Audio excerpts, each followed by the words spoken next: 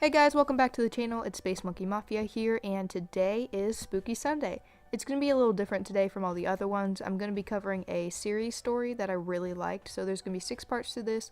Not sure how many parts I'm going to get through today. Might just be 1, might be 2. It's a really interesting story. Part 1 was my least favorite, which is unusual, so the good news is it gets much better as it goes along, which is saying something because the first part is still fantastic. My job requires me to clean up roadkill and hunt cryptids. Part 1. While I'm not at liberty to say which state has done so, I can tell you that around a year ago I picked up a job removing those corpses you see at the side of the road. Some are spotted quickly, and the cleanup is as easy as picking up the carcass and chucking it. Sometimes the roadkill is left for days or hit by several cars. These cases are a pain in the butt. A lot goes into making sure your kids don't break out crying on your 5-hour road trip when they see Bambi at the side of the road. The work is quiet, people don't bother you, and other than an intercom on my dashboard telling me where to go, I have little reason to talk to anyone. I just traverse the highways in my truck that looks eerily similar to what horror movies would have you expect someone in my profession to be driving. In life, you go through changes. Not all of them are welcome, but they're going to happen whether you are ready or not. Just gotta roll with those punches. Scraping remains off 4 lanes isn't enough to pay the bills though, and it was around the time I was close to losing my home that a peculiar phone call gave me an interesting change.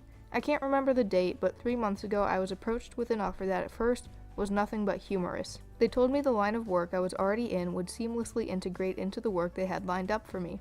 They were right. I was used to the long ride, solitude, and most importantly, I knew how to dispose of an animal. With cautious hesitation, I agreed, and not a day passed before I received my first call. The encounter nearly made me quit on the spot, until I saw the pay. I could afford a nice shiny pickup truck, but I can't imagine the use of owning something like that and spraying the thing down every night. Besides, old Elvis has been keeping me company ever since I pulled my first animal remains off the black tar. Even more so, ever since my first night with that thing, I wised up and began to teach Elvis some new tricks. The truck ain't pretty on the outside, but it could outrace 80% of the cars I'd seen passing me by. There's no need for me to elaborate much on my time back then. I don't think either of my employers would be too keen on recounting all that. Nor will they like what I'm doing now, but for the sake of compilation, I'm writing my jobs down from now on. You see, from 9 to 5, I do nothing but wait until some poor animal's day is up, until time or nature kills it. Once that shift ends though, I sit by my radio and wait, sometimes minutes, sometimes hours, until I hear a faint static kick in and give me the location, situation, and the cryptid I'd be hunting that evening. You've no doubt heard stories of some of the cryptids you can come across. Some are even famous. For every cryptid you've heard of, there's 10 more waiting in the bushes. Those are the ones that I'm called to take care of. Not all of them are out to harm humans, and some can exist peacefully with the surrounding ecosystems, but when one goes rogue or harms their biome, that's when I'm called in. Tonight I was called in to take care of a swift dude called the Mile Wolf. They all have cute nicknames like that. The Mile Wolf was once thought to be in the rare category of cryptids that were singular in nature, meaning it was the only one of its kind. It wasn't until 2 attacks were sighted 10 miles apart in the time frame of 5 minutes that they figured it wasn't. These things are fast, but not that fast. Thank God. They're agile and cunning, so when one is spotted, it becomes a priority. They attack humans for food and seemingly for sport, and also feed on any species of wolf that happens to habitat the area. The attacks resemble that of a pack of wolves, with how vicious the claw and bite marks can be. So after receiving the call, I made my way to cold storage where I kept any clean roadkill and pulled a deer from the freezer. Heavy dude. I located the sighting on a map, some backwoods car path that was primarily used by lost foreigners. It had one way in and out, making it a perfect road to plot a trap on, so that's what I did. Then, after gathering the necessary supplies, I chucked everything into the truck bed and took off. By the time I finally hit the road, the sun had long since left the sky and it was approaching midnight. This is typically the best time for hunts. The fewer people, the better, but if you wait too long, you risk the thing hauling up for the night. Mile wolves are very adept at making themselves invisible, and can even trick passing observers into thinking they're just witnessing a normal wolf. The Mile wolf gets its name from its body structure. If you were looking at it head on, all you would see is a very tall wolf. Its legs are thin and stretched, giving a malnourished appearance. Their height could dwarf the extinct dire wolves. I've heard of Mile wolves that have reached up to 6 feet in height. I'm thankful I've never seen one of those. The community is still split on whether or not Mile wolves have a hierarchy like regular packs do. If they do though, that 6-footer was no doubt the alpha. Their tall stature isn't their main feature. No, it gets weirder. The Mile wolf will rarely be seen from the side, but if you were to catch a glimpse, you would see a long cylindrical like stomach and chest. They've been compared to snakes and worms, but I see a stronger resemblance to ferrets. They can reach over 10 feet in length, and you can tell they're hungry if the middle of their tube-like body is sagging. If that's something you manage to see, it's already too late for you. As I've said before, these suckers are fast. It doesn't matter if they're running away or towards you, they are faster. Their bodies allow them to slink through the forest as if they were made of water. If you wanted to kill one, you'd have to do so swiftly, but even that wouldn't be easy. For whatever reason, all these cryptids have accelerated healing, and the Mile wolf is among the worst of them. Like the worms they resemble, a limb or even a half of its body will begin to regrow after being severed. There is one thing that can halt the healing completely, and it's far too cliche for my taste, but it gets the job done.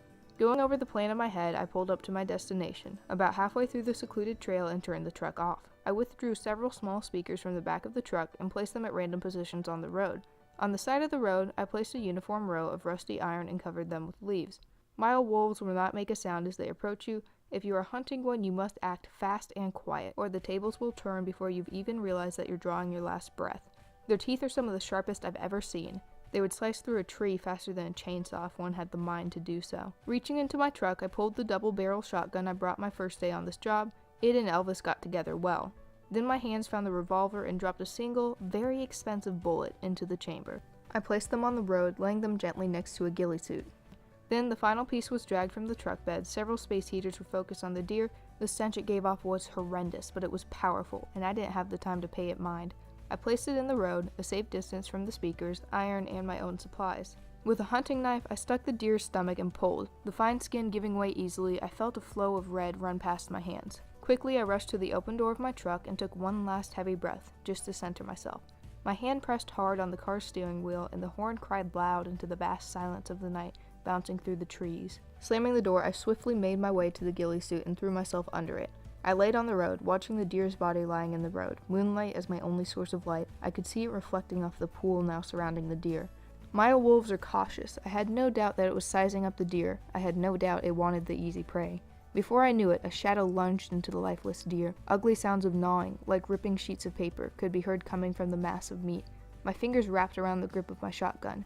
There was going to be no opening. I was just going to have to go for it and hope everything worked out. You have to take leaps of faith like that a lot in my line of work. Going over the plan one more time in my head, I readied and calmed myself. It was time. Like a maniac, I sprung from under the ghillie suit and readied my shotgun. Before I even raised the barrel, it was already aware of me.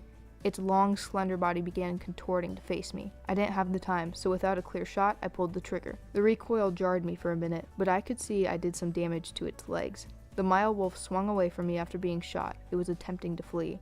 It made it several feet, and a large hum emitted from the speakers, frightening the Mile wolf as it picked a new direction and another speaker went off. It made a frantic sprint towards my truck, but my finger clicked a small rubber button on my keys, and the lights of the truck shone bright, piercing the dark. The road lit. I could now see the Mile wolf's albino white hair that was standing on end like it was an angry cat. Along with the lights, the radio, and the speakers mounted atop good old Elvis, chimed a wonderful tune of harsh static. The Mile wolf retched and ran towards the side of the road. The biggest part of this job is having foresight. You are hunting the things that go bump in the night. Most of them are still animals though, and their actions can be predicted. As I watched the Mile wolf clamber to the side of the road, and as I heard the harsh clamping of the row of bear traps, I knew I was chalking up another successful hunt. The thing's frantic movements had been its undoing. If just one or two of its legs had been caught, it could have gnawed them off and I'd have no chance of catching up. But it had slipped and the traps closed on its stomach and near just below its neck. As I walked over, I pulled out the revolver. If left be, this thing would recover and be angrier than ever. It looked up at me and flashed bright green eyes, giving off several cries for mercy. But the Mile wolf is crafty. If you show it mercy, it will not return the favor. I had more than enough time. I aimed up the perfect shot, and with the pull of the trigger, the hammer brought down and ejected the bullet. A gleaming oval of silver flew from the barrel and straight into the Mile wolf's head. The only way to really kill one of these is to stop the regeneration completely. Silver is the cheapest compound known to do such a thing, still ain't cheap. The rest is no different from my morning job, just a little more intimate. I removed the traps and threw the corpse into the back of my truck, covering it with the ghillie suit. And after packing all my supplies, I hopped in and began the long drive home. I am tired, but I am alive, and there is a very long wolf hanging in cold storage. I keep the cryptid bodies around for a while before burying them because just like the roadkill, they have their purpose to serve. So that was part 1 of this series. I'll do the next part next week. I guess I only got through one, so this might end up being a 6-week thing. But I really like this story. The person did a really awesome job writing these. I hope you guys liked it too. If you did, like, comment, subscribe, all that good little YouTube stuff. If you did like it, I'll see you back here tomorrow. Bye.